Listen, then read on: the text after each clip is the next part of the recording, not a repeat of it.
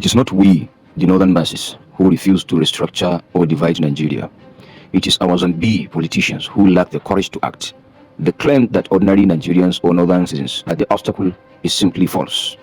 If the preamble of the Constitution, which declares the so-called Nigeria, shall remain one indivisible and indissoluble sovereign state, if this provision can no longer be obeyed, then there exists a law and civilized path forward.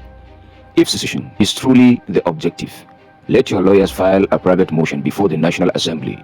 Let the matter be openly debated, and let a referendum be conducted to ascertain the genuine will of the people. Such a referendum must not be based on Nigeria's general population. It must be determined by regional population, so that no region is imposed upon by another. In this regard, the North must not be treated as the deciding majority. If 2/3 of the people of the South vote in favor of such a decision, then that decision should be respected as just and legitimate. Once the matter is heard and resolved through the due process, the so-called Nigeria can be amicably restructured or even divided into as many parts as may be desired, without the shedding of a single drop of blood. This is how civilized society resolves fundamental questions of coexistence, rather than resorting to inflammatory rhetoric that produce nothing but quarrels. Engage your elected representatives, sit with them and mandate them to bring the issue before the House. No motion can be denied the right of audience, especially if all representatives and senators from the affected region unite in support of it. Even the president, I know and you know, will undoubtedly support such. As we all know, he is a man of, I don't believe in one Nigeria. I don't believe in one Nigeria. He owned that statement. Therefore, begin to hold yourself and your own political leaders accountable for failing to do the needful. Indeed, even we have grown weary of a biased system of stealing and looting.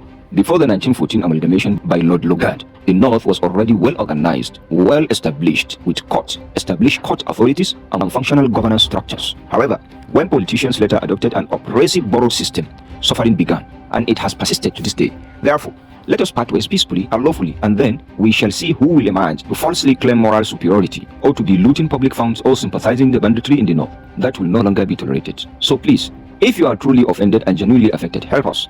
File the motion, pursue it through the proper constitutional channels. We are 100% in support, and we stand ready to second it. We desire peaceful coexistence, though we recognize it may be unrealistic. You were oriented to insult our prophet, to insult our religion, to call us names, to call us parasites, just because we are so tolerant in accommodating you in our land. Everywhere, nook and cranny of the North, you are found there.